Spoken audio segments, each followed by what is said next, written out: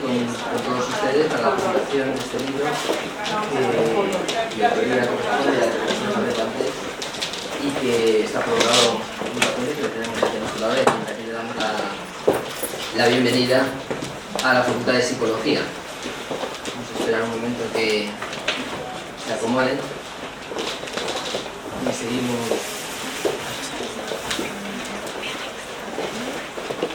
Por ahí también, bueno,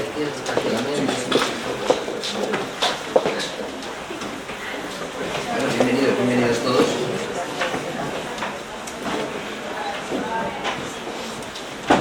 Bueno, como iba diciendo, bienvenidos a todos. Estamos en la presentación de este libro que he mencionado antes, con el prologuista que acabo de mencionar y con el autor que acabo de mencionar. Y para mí es un placer estar aquí. He seguido, como siempre, muy de cerca todas las actividades que realiza el legado Luis Simarro. Esta se podría contar entre una de ellas. Ha sido siempre algo enriquecedor y algo muy heurísticamente fértil, podríamos decir, el asistir a cada una de las presentaciones que se hacen al hilo de esas actividades, por lo cual quiero agradecer al profesor Valdés por el trabajo que está poniendo en este legado. Hoy tenemos una cosa más que tiene que ver con la presentación de este libro y no hace falta extenderse mucho para decir que el profesor Luis Simarro es una figura muy central, ¿no?, para la psicología y por lo tanto para esta facultad. Se ha repetido en innumerables ocasiones que el doctor Simarro es el primer catedrático de psicología experimental y la psicología experimental es una de las disciplinas madre de las que germinan todas las psicologías aplicadas que han tenido tanto predicamento en la sociedad contemporánea. A mí siempre me llama la atención lo preclaros que son en muchas ocasiones estos próceres, ¿no?, estos prohombres que anticipadamente empiezan a pensar en problemas que luego resultan tener gran relevancia muchos años después. El doctor Simarro, en realidad, claro, si pensamos en lo que es la psicología contemporánea actualmente, incluso definida siguiendo a William James como la ciencia de la vida mental, se da cuenta uno que enseguida entra en una situación de difícil justificación epistemológica. Porque, claro, siendo el caso que la psicología se ocupe de la ciencia, se ocupe de la vida mental y siendo la mente una entidad funcional que parece desgajada del mundo físico, enseguida se pone de manifiesto la necesidad de lo que se denomina en filosofía una cierta naturalización. Es decir, enseguida uno cae en la cuenta que para que las teorías psicológicas sean teorías científicamente saludables, de alguna manera deben ponerse en continuidad causal con el mundo físico. Es verdad que se deben definir funciones mentales, como decía William James, pero de alguna manera eso debe volcarse en el mundo físico.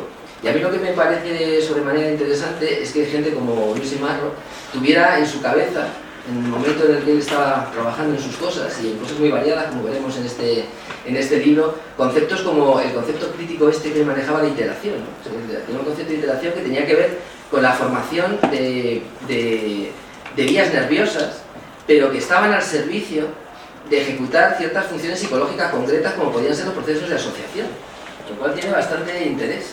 Es decir, que de alguna manera el profesor Simarro trataba, quizá ingenuamente, pero de una manera muy lúcida, de dar una cierta plausibilidad en términos de la ciencia empírico-natural a lo que se ha convertido en una psicología que de hecho ahora mismo se ajusta a esos cánones y que tiene un cierto inicio en ese momento. Y fíjense todo lo que ha dado de sí las cuestiones de asociación. Han sido muy rebatidas y muy criticadas en años de la psicología, pero si ahora uno mira lo que está pasando ahora hay como un cierto nuevo revival, porque muchas de las cosas que estamos viendo del deep learning y de las redes son en realidad mecanismos potentes de asociación que uno puede criticar profundamente, pero que de hecho ahora mismo están en vigor y están resolviendo muchos problemas. Y la asociación hay que reconocer que sea o no una característica esencial de la cognición humana, desde luego es una cosa fundamental de la actividad humana. Es decir, que muchas de las cosas que hacemos las hacemos por asociación. Es decir, incluso de las asociaciones de las cosas no presentes. Cosas que se nos quedan juntas en el tiempo y en el espacio y que de alguna manera se solidifican en nuestra cabeza. O sea, yo qué sé, por ejemplo, yo recuerdo con mis amigos de pequeño cuando escuchábamos música que, yo qué sé, que un montón de cosas. Nosotros pedíamos la canción, quiero escuchar Black Diamond Bay de Bob Dylan, pero con el cambio. Y lo que teníamos asociado el cambio de la canción anterior a la siguiente, y no podíamos escuchar Black Diamond Bay si no venía el cambio primero, porque estaba tan indeleblemente metido eso así que Black Diamond Bay sin el cambio no era Black Diamond Bay y no era ninguna otra cosa. Y escuchabas una canción y la tenías asociada a la siguiente, y la siguiente era bonita o fea en función de la anterior que habías escuchado. Entonces esta experiencia de ahora de escuchar canciones aisladas es muy raro. Y nosotros escuchábamos las canciones en formato disco, o sea, no una, y mucho menos los 10 primeros segundos. Bueno, pues de alguna manera todo esto, traído un poco por los pelos, tiene que ver con las cosas que estamos tratando aquí. No me quiero extender mucho, entre otras cosas, porque voy a tener que ser, lamentablemente, muy mal educado y me voy a tener que ir después de intervenir porque tengo otra reunión ahora que va a empezar enseguida. Pero no quiero terminar sin darle la buena medida al prologuista y a todos ustedes por haber decidido estar aquí, que seguro que van a pasar un momento muy entretenido. Muchas gracias a todos.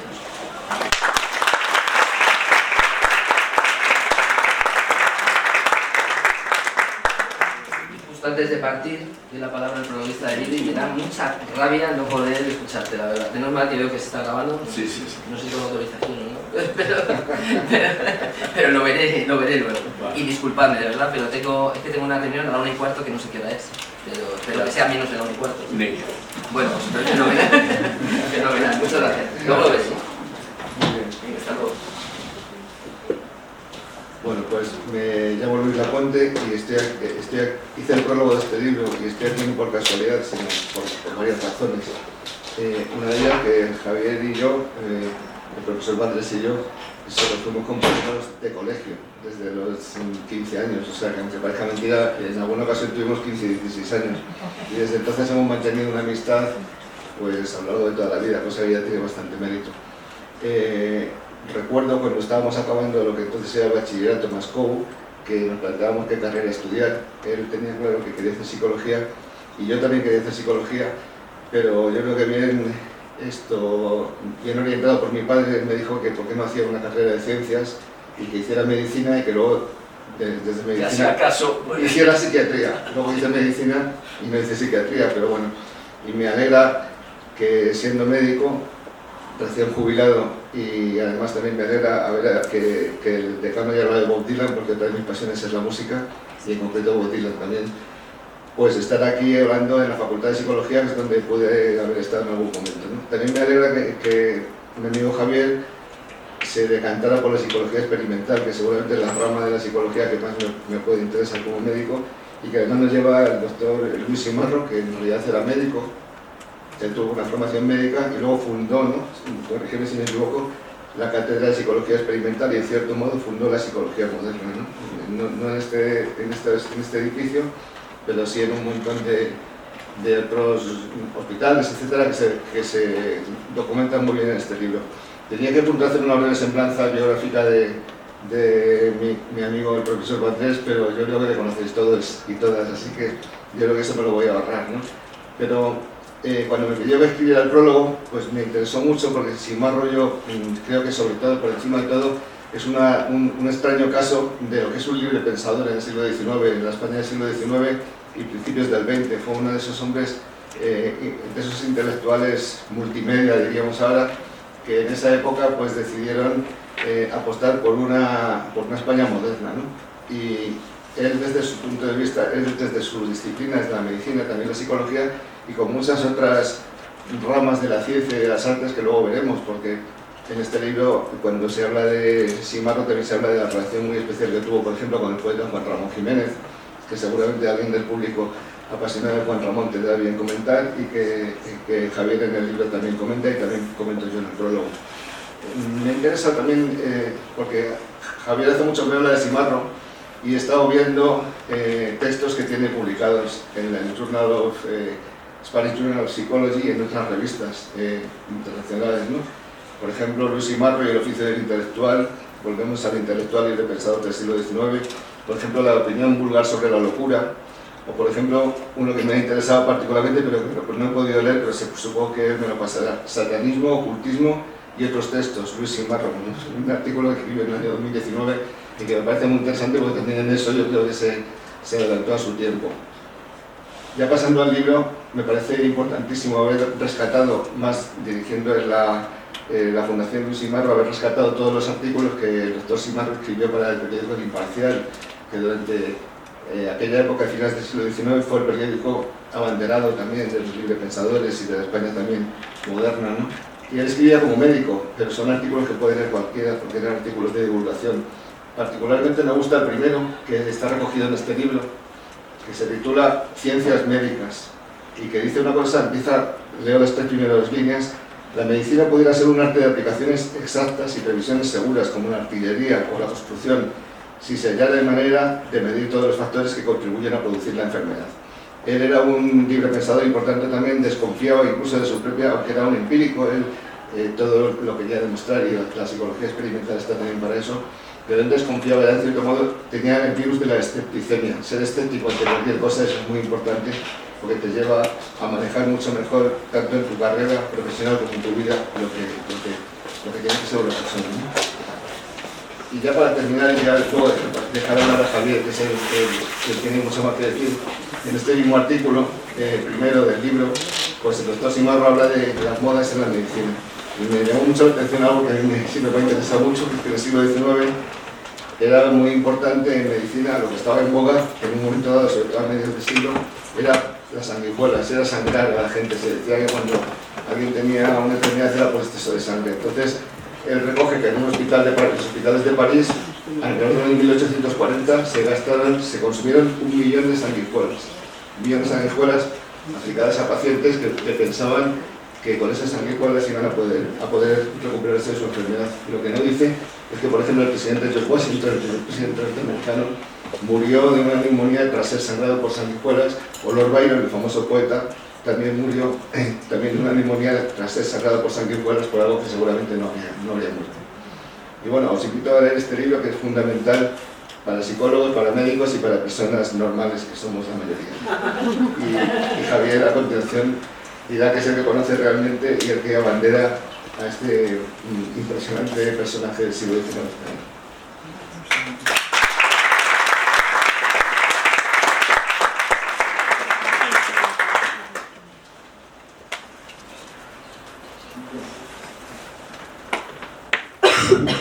Perfecto. Bueno, pues nada, lo primero, daros las gracias a todos por venir. A todos, como soy profesor de psicología del aprendizaje, todo el que haya apretado la palanca de venir aquí obtendrá un reforzador, que es un bonito marcapáginas del libro. El libro en sí mismo es demasiado reforzador solo por haber venido aquí, y entonces lo voy a poner en acceso abierto en la página web de la facultad, de manera que todo el mundo lo pueda leer. El libro no se vende. La edición que se ha hecho es exclusivamente para las bibliotecas en España y en el extranjero, pero lo voy a poner en acceso abierto en la página web, o sea que lo podéis leer todos. Pero no os olvidéis de llevaros cada uno vuestra bolita de recompensa. Que tengo que ser fiel a lo que enseño en clase, y si digo que hay que reforzar a la gente por dar la respuesta, pues hay que reforzarla. Bueno, lo primero, gracias a todos los que habéis asistido. Luego, gracias a las palabras del decano, que siempre es tan amable y tan cariñoso y tan dispuesto a ayudar en todas las actividades del legado Simarro, y gracias a las palabras de mi durante tantos años médico y siempre amigo, el doctor Lapuente, que seguro que muchos conoceréis porque le pasa como a Wyoming. Es Luis Lapuente, pero todo el mundo en general, mucha gente le conoce como Dr. Soul, porque Dr. Soul es el crítico de música que interviene todas las semanas, los domingos, en Radio Nacional, y que ha escrito un montón de libros interesantísimos sobre la música negra, parte de los cuales me atrevo a decir que están en la librería a vuestro acceso. Eso sí se venden, eso no se regala, pero están, efectivamente, están ahí en la librería por si se interesa la música negra, porque Luis es el máximo experto en la materia. Bueno, para no estar hablando todo el rato de nosotros, vamos a hablar de un momentito de Luis Simarro. Como sé que hay mucha gente que no conoce la figura de Luis Simarro, voy a hacer un breve resumen sobre su biografía. Luis Simarro, aquí os he puesto un breve resumen cronológico de su biografía. Luis Simarro es un personaje de leyenda, pero de leyenda absoluta. Luis Simarro nació en Roma porque sus padres, el pintor Ramón Simarro, del cual tenemos muchas obras aquí en la facultad, y su madre, la poetisa Cecilia La Cabra, se habían mudado a Roma para ver si Ramón hacía carrera allí en la ciudad eterna, que era en aquel momento, digamos, el foco, ¿no? Donde todo artista que se preciara tenía que ir. A poco de estar en Roma, Ramón Simarro, el padre de Luis, empezó a sentirse mal, tenía tuberculosis, y Luis nació allí, pero la familia, Cecilia la Cabra y Luisito, se volvieron a España. Al año, Ramón Simarro estaba ya tan mal que decidió volverse también a abandonar el proyecto de Roma y volverse a Valencia. Bueno, aquí empieza la auténtica leyenda de Luis Simarro.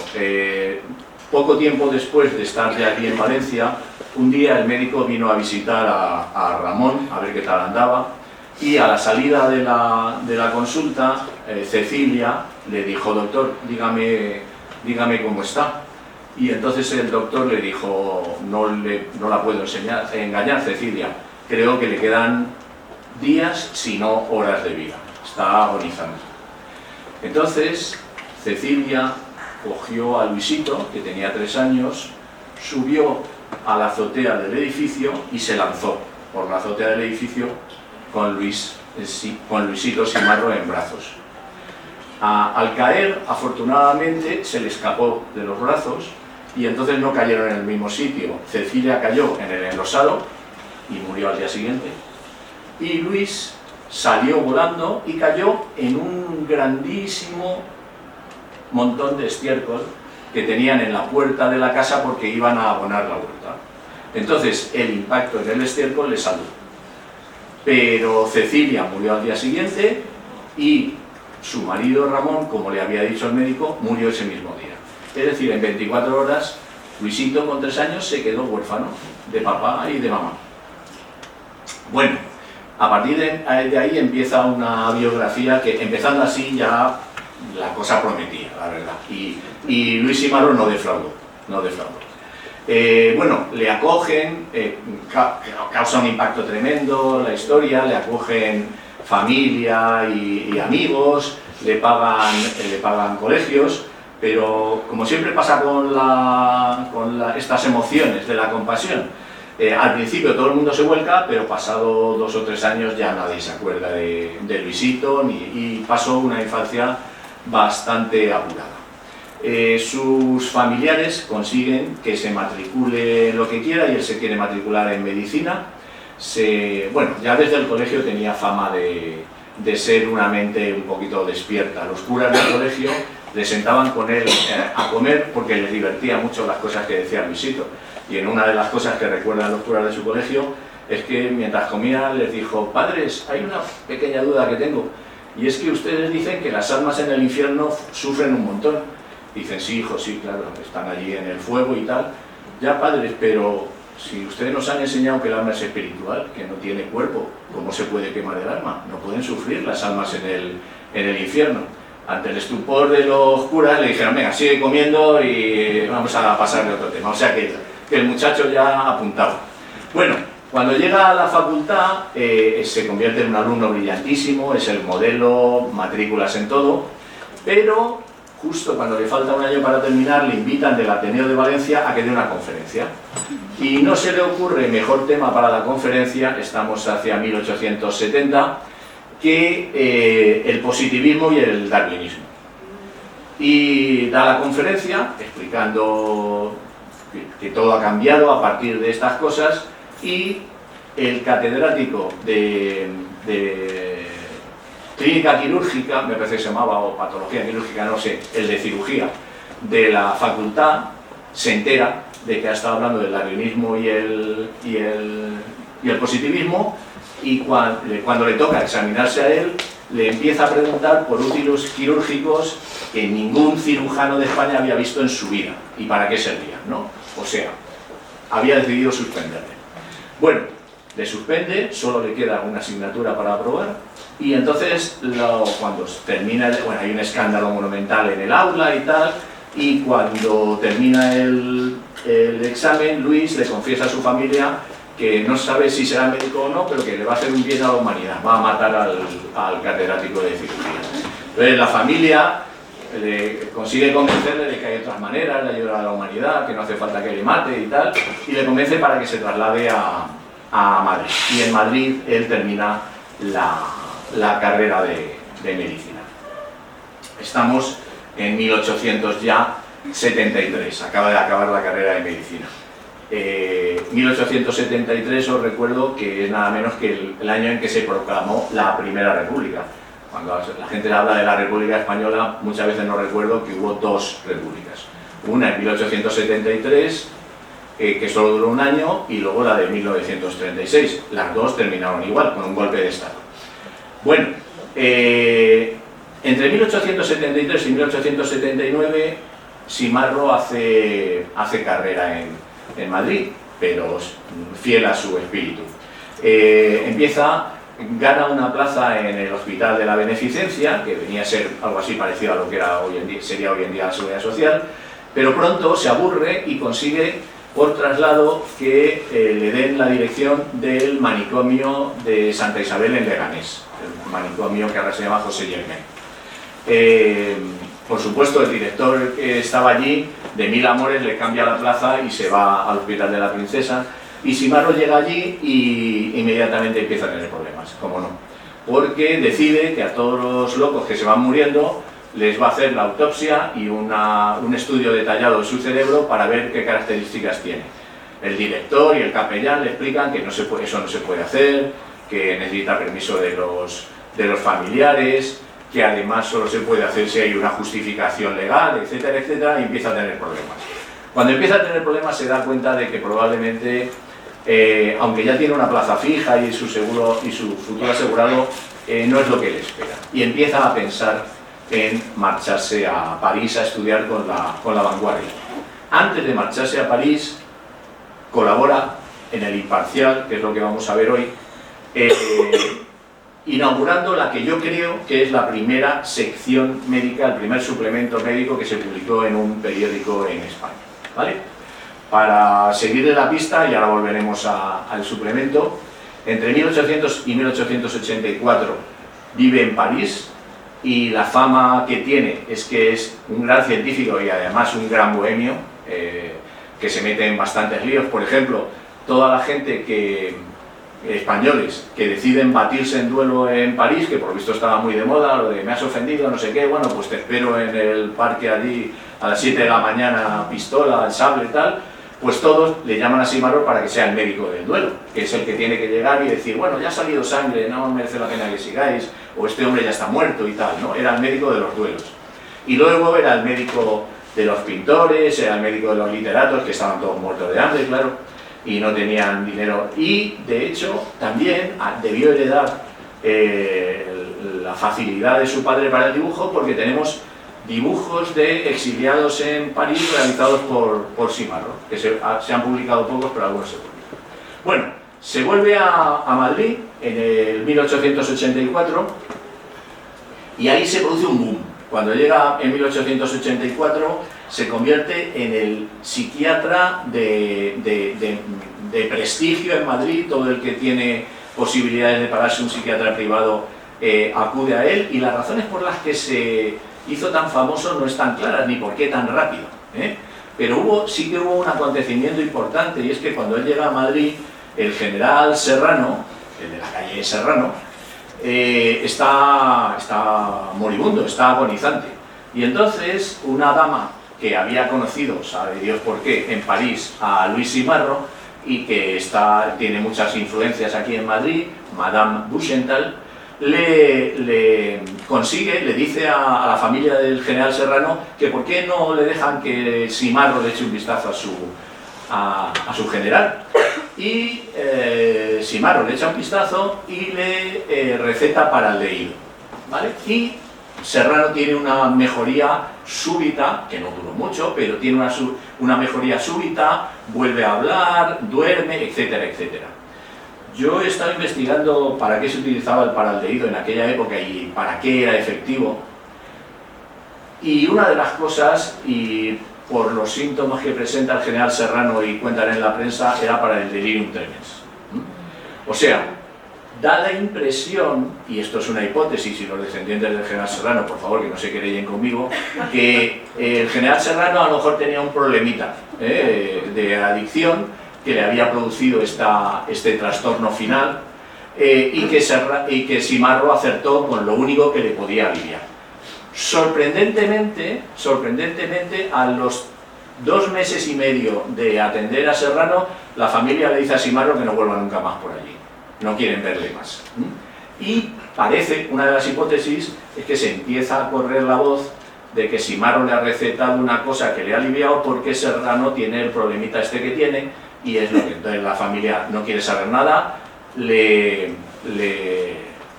retiran el acceso. Serrano se pone peor y se muere, obviamente, pero se muere con dignidad, no bajo la sombra de que estaba siendo tratado de delirium tremens. Bueno, a partir de aquí Simarro se convierte en un neuropsiquiatra de prestigio, pero de prestigio significa que en la facultad tenemos la agenda que tiene y que va apuntando los pacientes que atiende y cuánto les cobra, y no cobra lo mismo a los pacientes, depende de cómo les ve de dinero. Pero la media podría ser muy equivalente a una consulta mínimo costaba 2.000 euros, mínimo la consulta, en la consulta de Simarro. Iba la aristocracia, en fin, todo el mundo.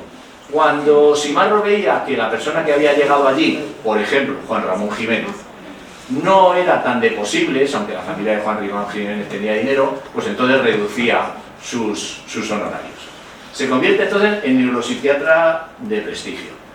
Empieza a investigar en histología porque ha aprendido en París de Rambier los métodos más modernos de las tinciones y sobre todo el método de Golgi. Y resulta que le hace el favor a un amigo de explicarle cómo se utiliza el método de Golgi. El amigo era don Santiago Ramón y Cajal, que en la época no tenía ni idea de cómo avanzar en sus preparaciones porque no conseguía la definición que esperaba.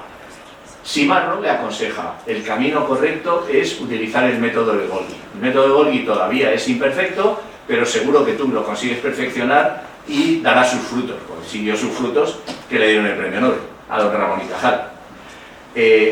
Por cierto, si queréis algún día visitar el sitio donde Simarro le enseñó a Cajal el método de Golgi, hoy es un restaurante, pero el local sigue exactamente igual. Se llama el restaurante Valgamedios, que también es un nombre, en fin, que está muy bien para el sitio. Forense. Simarro es uno de los psiquiatras que empieza a presionar en los tribunales para que se tenga en cuenta el estado mental del sujeto cuando comete el delito. Y se estrena nada más y nada menos que con el asesinato del arzobispo de Madrid. El arzobispo de Madrid, Gómez Izquierdo, me parece, hay una calle, sí, me parece que se llama Gómez Izquierdo, pero bueno, el arzobispo de Madrid, cuando entra en la catedral de San Isidro, le está esperando un cura con una pistola y lo mata de un tiro. Este cura era un pobre personaje que estaba absolutamente trastornado y le juzgan y, por supuesto, le piden la pena de muerte y todo el mundo da por garantizado que le van a ejecutar. Intervienen un trío que van a trabajar siempre juntos y que son grandes amigos, que son Luis Simarro, Jaime Vera, un psiquiatra famosísimo y que fue uno de los fundadores del Partido Socialista, y Jaime Escuder. Estos tres siempre intervienen en los grandes procesos famosos para conseguir, siempre con el objetivo de conseguir que no se le aplique la máxima pena al condenado, sino que se tenga en cuenta su estado mental. Bueno, ¿cómo no sería el trabajo de estos tres sujetos que consiguen que no se ejecute al arzobispo de Madrid, sino que se le interne en el manicomio de Santa Isabel de Leganés, donde murió?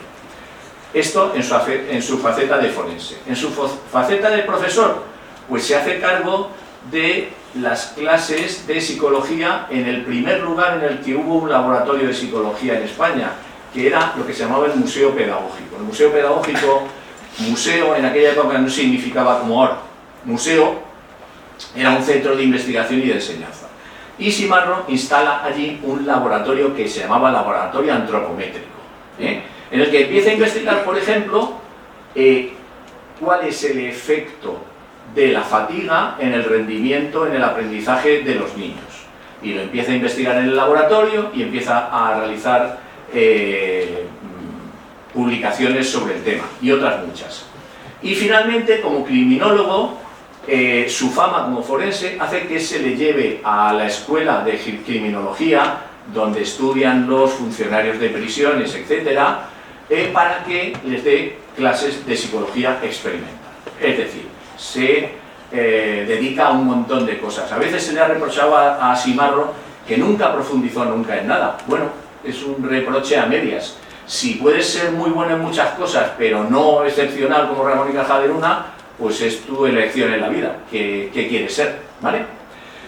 A partir de 1902 es catedrático de psicología experimental. Es la primera cátedra en España que se dedica a la psicología científica. Los compañeros, los viejos amigos de Simarro, que todos eran catedráticos y muchos de ellos ministros y tal, pues les parece una tremenda injusticia que un genio como Simarro, como se ha dedicado a tantas cosas, nunca haya sido reconocido públicamente como debe ser reconocido. Y entonces promueven que se cree una cátedra de psicología experimental y se la gana Simarro, que se presenta nada más que él. Hay una anécdota muy bonita de la cátedra, es que cuando llega el ejercicio práctico le piden que haga un análisis del campo de visión del sujeto y tal. El aparato está ahí en el museo. Ya, a los que sois mis alumnos ya os enseñaré un día el museo, y a los que sois mis amigos pues también os lo tendré que enseñar, claro. Y le piden que en el ejercicio práctico haga un examen del campo de visión del sujeto. Y claro, se dan cuenta que hay un pequeño problema, y es que la universidad no tiene ningún campímetro, no tiene ningún aparato. Y entonces le dicen, bueno, pues no sé, usted nos lo explique teóricamente y tal. Y entonces Simarro les dice, no se preocupen, vamos a mi casa, cojo yo el mío, me lo traigo aquí a la facultad y hacemos la prueba, ¿eh? O sea que en la oposición se usaron los aparatos del propio Simarro. A partir de 1902 hasta 1909, bueno, pues su vida es la de un catedrático y tal, y en 1909 ocurre algo que va a cambiar para siempre hasta 1921, que muere el resto de su vida. Y es que en 1909 se juzga, se condena y se ejecuta a Francisco Ferrer Guardia, un maestro anarquista al que se acusa, atención, de autor intelectual de los disturbios de lo que se llamó la Semana Trágica de Barcelona, unos disturbios en los que hubo bastantes muertos, etcétera, etcétera, ¿no? Entonces, a este maestro se le acusa de ser el autor intelectual. Se le juzga, se le condena y se le ejecuta. Estamos en 1909, Simarro tenía 58 años. Bueno, ese hecho, la condena de Ferrer Guardia, a partir de ese momento cambia su vida. Y se va a dedicar, aparte de la ciencia, aparte de la forense y tal, a hacer campaña por los derechos humanos. Y no es que haga campaña, en fin, en escribir un articulito de vez en cuando. Me parece que en algún sitio lo tengo aquí apuntado. Sí, aquí está. Funda la Liga para la Defensa de los Derechos del Hombre y del Ciudadano. Funda la Asociación Española para el Progreso de las Ciencias. Le eligen presidente de la masonería española. Y se convierte en un activista público. Y además hay que apreciar el sacrificio que para Simarro debió ser convertirse en un activista público, porque era una persona muy tímida, muy introvertida. Sin embargo, en los periódicos de la época podemos ver la cantidad de mítines en las que la estrella del mítin es Simarro. Hay un mítin famoso en la Plaza de Toros de Madrid, en donde está la Plaza de Toros a reventar, y Simarro hablando a la gente. Por ejemplo, hay un mítin para protestar por el asesinato de Ferrer. Hay un mitin, organiza un mitin para protestar por la condena a Miguel de Unamuno por delitos de injuria a la corona. Organiza un mitin para protestar por lo que se llamó el decreto del catecismo, que era un decreto que obligaba a todos los niños a estudiar obligatoriamente la religión católica y el catecismo en la escuela. Cuando se produce la huelga revolucionaria de 1917, organiza otro para defender a los promotores de la huelga, que eran básicamente pues, la plana mayor del Partido Socialista, Julián Besteiro, Largo Caballero, etcétera, etcétera, organiza otro mitin. Estos son de los que tengo documentados y tengo artículos en el periódico, a lo mejor hubo más que no lo sé localizar.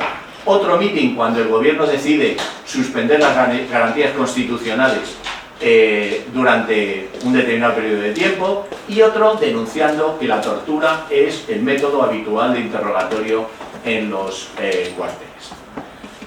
Simarro muere en 1921 y en algún momento que tenga tiempo de escribir el estudio biográfico que se merece Simarro, recogeré, pero ya en un libro anterior he recogido bastantes, las necrológicas que se escriben sobre Simarro, ¿no? Son verdaderamente conmovedoras de darse cuenta la cantidad de gente que se siente huérfana cuando Simarro muere.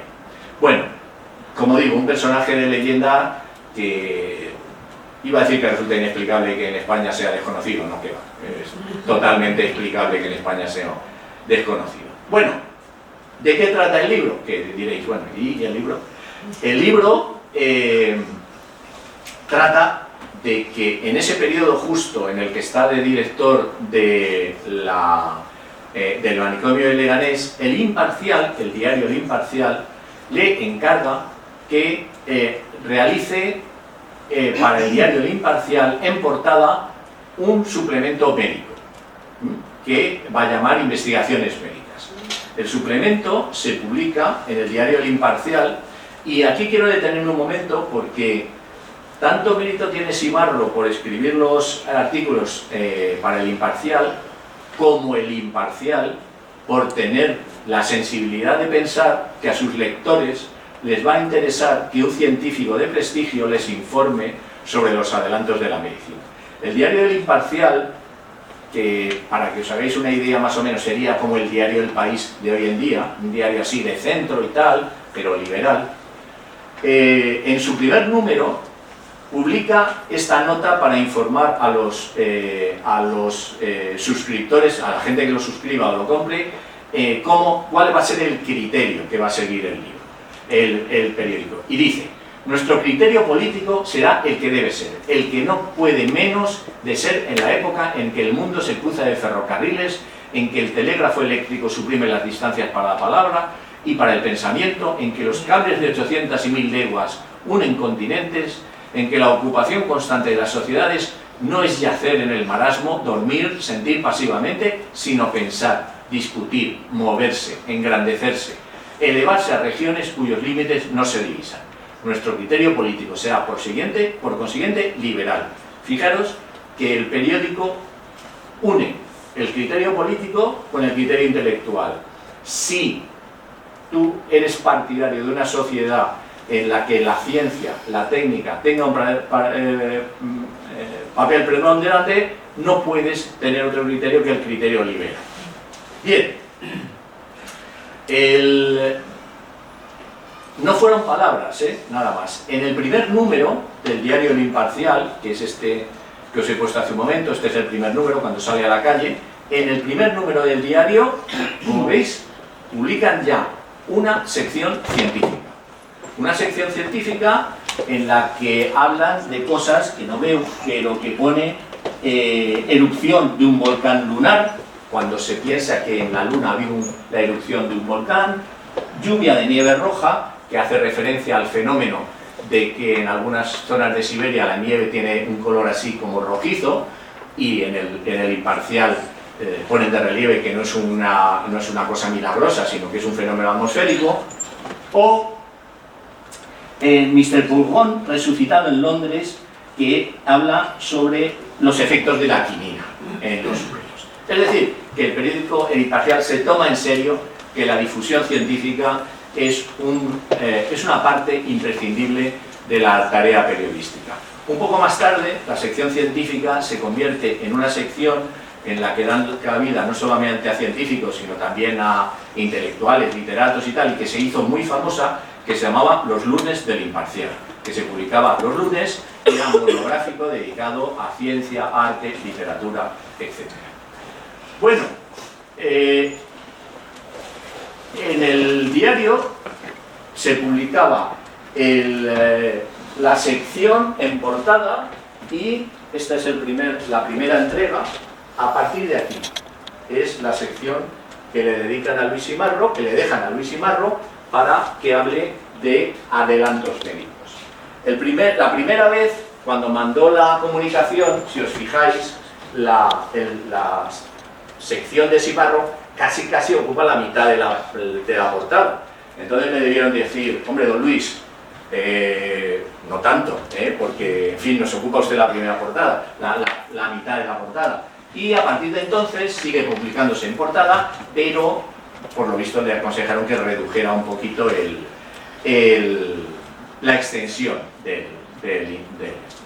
Aquí tenéis lo típico, una sección, iba siempre primero una pequeña sinopsis, una guía, y luego ya hablaba de.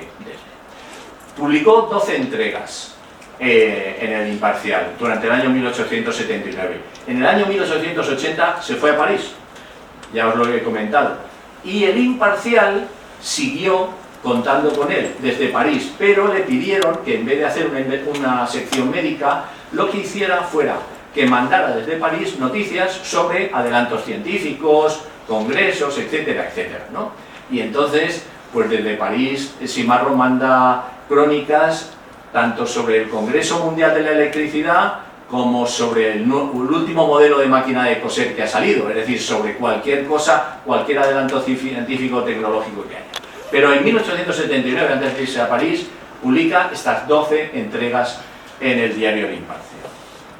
¿De qué habla en el diario El Imparcial en estas 12 entregas? Pues habla de todo, prácticamente menos de psiquiatría.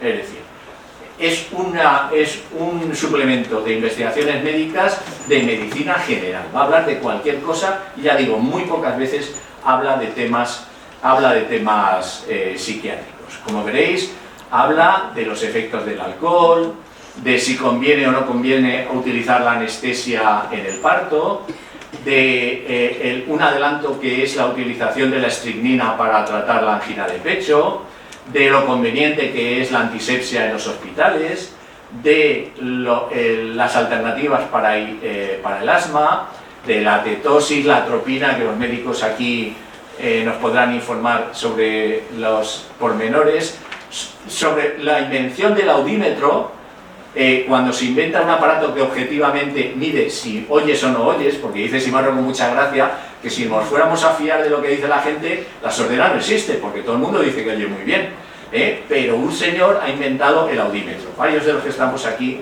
tenemos que estar muy agradecidos al inventor. Habla sobre la bacteriología, por ejemplo, el tratamiento sobre el carbúnculo, habla sobre la necesidad o no de la circuncisión, habla sobre el consumo de coca, que se estaba tremendamente de moda en ese momento en España, pero no entre los barrios. Cuando Simarro publica el artículo la revista de Sanidad Militar publica un artículo recomendando el consumo de coca, porque dice que es una cosa que anima mucho y que aumenta el rendimiento. Bueno, ya Simarro en su artículo pone de relieve que bueno, tiene un lado oscuro que no convendría olvidar. Habla sobre si es verdad que hay periodos en los que se crecen mucho los niños y otros que no. Habla sobre la cromoterapia, si es verdad o no que la utilización de distintos colores con el enfermo puede alterar su estado fisiológico. Habla sobre la epilepsia, sobre la estricnina que se está usando como veneno para los perros en Madrid. Habla sobre los efectos del eucaliptus, consumo de eucaliptus cuando tienes dificultades respiratorias. Habla de los forúnculos, también habla de los forúnculos, de la mejor manera de tratar los forúnculos. Habla de la gastrostomía, que es una cosa muy curiosa porque dice que se está empezando a utilizar la operación esta que se llama gastrostomía, que básicamente es poner en comunicación el estómago directamente con el exterior sin pasar por todo el sistema digestivo. Y dice, hay algo que en todos los artículos de Simarro vais a encontrar, que es el humor que tiene, ¿no? Dice que bueno, que encierra peligros sin duda, pero que claro, también tiene sus ventajas, porque uno ya no va a estar pendiente en el restaurante, ¡ay, como de esto, como de otro! Abres el sitio de la gastrostomía, te metes lo que sea y da igual porque no lo vas a porque no lo vas a saborear nunca, ¿no? Y digo que esto es de humor porque él era un gran gourmet, era un gran gourmet. Aquí en el archivo de Simarro tenemos las facturas del vino francés que consumía en su casa, que eran millonarias, etcétera. O sea que, ya digo, una cosa muy curiosa, la última, un aparente avance que es inyectar leche directamente en el torrente sanguíneo, que se están haciendo experimentos de inyección de leche en el torrente sanguíneo. Simarro no se muestra muy optimista respecto de este tratamiento. Habla de una cosa muy interesante que Luis ha comentado, y es desmitificar un poco la labor de los médicos y poner de relieve que en la medicina hay modas como hay modas en tantas cosas. Aquí, por ejemplo, lo hemos experimentado muchos de los que estamos aquí. Mi amiga Nieves, que es una especialista en la materia, os podrá comentar cómo hace años, cuando estudiábamos, prácticamente cualquier niño que tuviese dificultades escolares era disléxico. Todo el mundo era disléxico. La dislexia estaba en todos sitios. Ahora resulta que ya no hay tanta dislexia, pero ahora todos tienen trastorno de déficit, que tu niño es un cabrón, que tu niño es mala persona, es porque tiene TDAH, ¿vale? Por supuesto que hay gente que lo tiene, pero no todos los niños que van mal en el colegio tienen el trastorno, ¿vale? Habla sobre el tratamiento a base de oro en la metaloterapia, que es una cosa que también se puso de moda, es decir, observar si se podían producir efectos fisiológicos poniendo en contacto al sujeto con distintos tipos de metales. Simarro dice con mucha gracia, a ver, a mí me molesta mucho cuando se habla de un personaje célebre hacer vidas de santos, qué maravilloso era, qué bien escribía, qué buena persona, porque todos tenemos otro lado. Simarro también tenía ese lado, era, como era lógico en su época, un poquito misógino. Hace comentarios un poquito desafortunados. Por ejemplo, cuando habla del oro, dice que los efectos del oro están comprobados, pero multiplicándose por 1000 en el caso de las mujeres. Y si las pones en contacto con el oro, mejora inmediatamente su estado de ánimo y tal. Simarro no era un santo, Simarro era un médico de su época. Habla del tabaquismo, de los peligros del tabaquismo. Él era fumador, pero habla de las del tabaquismo, y habla incluso, ahí el último apartado que os he puesto, de cuál es el mejor método para bloquear una articulación que se debe utilizar, ¿no? O sea, habla de todo y cosas que a la gente le pueden interesar, siempre desde el punto de vista científico de lo que se sabe en ese momento con seguridad. Es decir, yo, si tuviera que resumir lo que intenta Simarro es difundir información que está contrastada, además de difundir información que es contrastada, acercar la ciencia al público. Porque si a ti te llega un mensaje que crees que proviene de una secta en la que solo se entienden ellos y que todo es con unas palabras muy raras, etcétera, etcétera, inevitablemente tiendes a desconfiar del mensaje.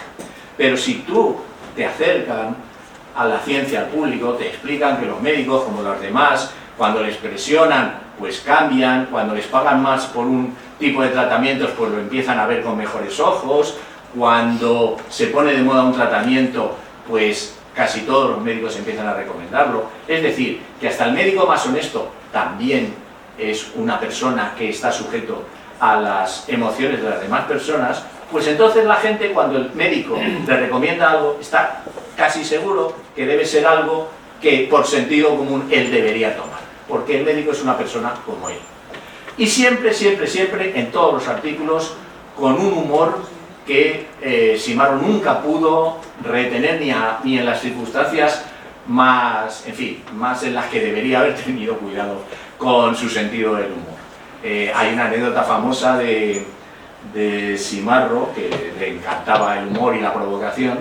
Hay un banquete al presidente de la Argentina en Madrid y le invitan a Simarro a asistir, por supuesto, como gran intelectual, y le piden, antes de que acabe, bueno, doctor Simarro, dirija, ¿le importaría dirigir unas palabras en honor del presidente de la Argentina y tal? y se levanta y le dice: ¿pero qué hace usted aquí? Pero habiendo tantos países civilizados y adelantados, ¿qué hace usted en España? Pero hombre, váyase a un país del que tenga algo que aprender. En fin, el presidente del gobierno español, que estaba allí escuchándole, dijo: bueno, Luis, déjalo, con el consiguiente escándalo. A la salida le querían pegar, en fin. Simarro era así. Y para terminar, os quería comentar otra cosa. Hoy está muy de moda hablar de las fake news. Las fake news, que no sé por qué se llama fake news, se llama mentiras en español. Las mentiras. Yo estoy publicando mentiras, ¿vale? Y las estoy publicando conscientemente, que es lo que pasa muy frecuente en este momento. Yo sé que es mentira, pero da igual, yo lo cuento, o en el mejor de los casos inconscientemente, por ignorancia. Y hay otro caso, que es contar mentiras por interés. Y parece que esto de la industria de la mentira es de ahora. Entonces me he cogido el número del Imparcial en el que se publica el primer número del suplemento de Simarro, y me he encontrado, por ejemplo, esto: no más enfermedades del estómago con el uso del amargo de Angostura. Y según pone ahí, si te tomas amargo de Angostura, pase lo que pase, estás curado. Pero no acaba la cosa aquí. Porque si te tomas las cápsulas de Grimold, adiós a la gonorrea. Pobrecitos, tenían que pasar muchos años hasta que se descubriera un tratamiento efectivo para la gonorrea.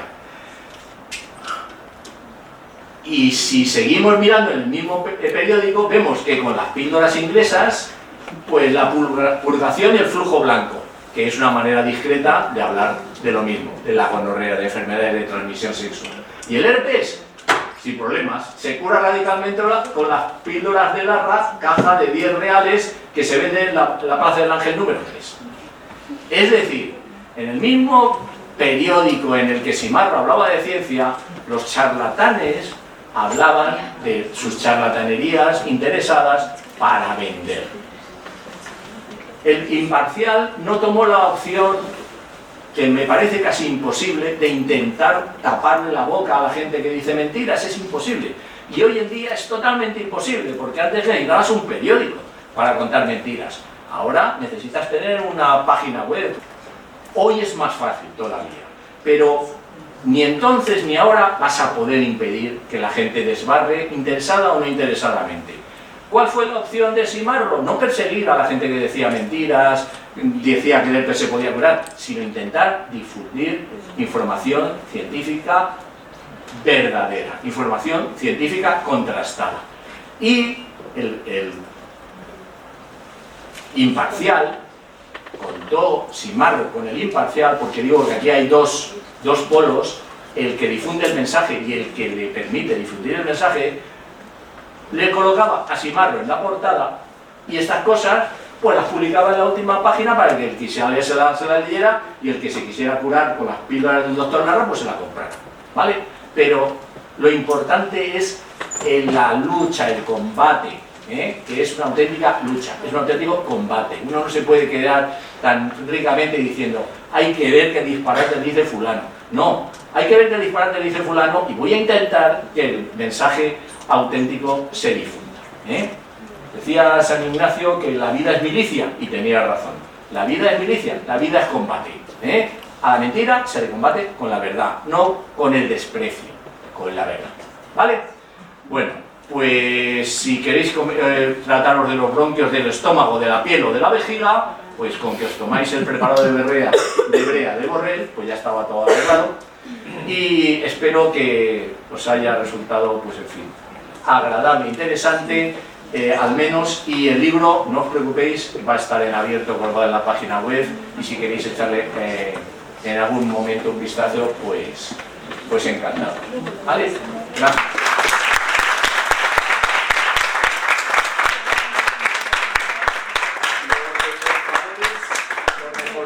Los que no hayáis tenido reforzador, pues hay más reforzadores. No, pues hay dos.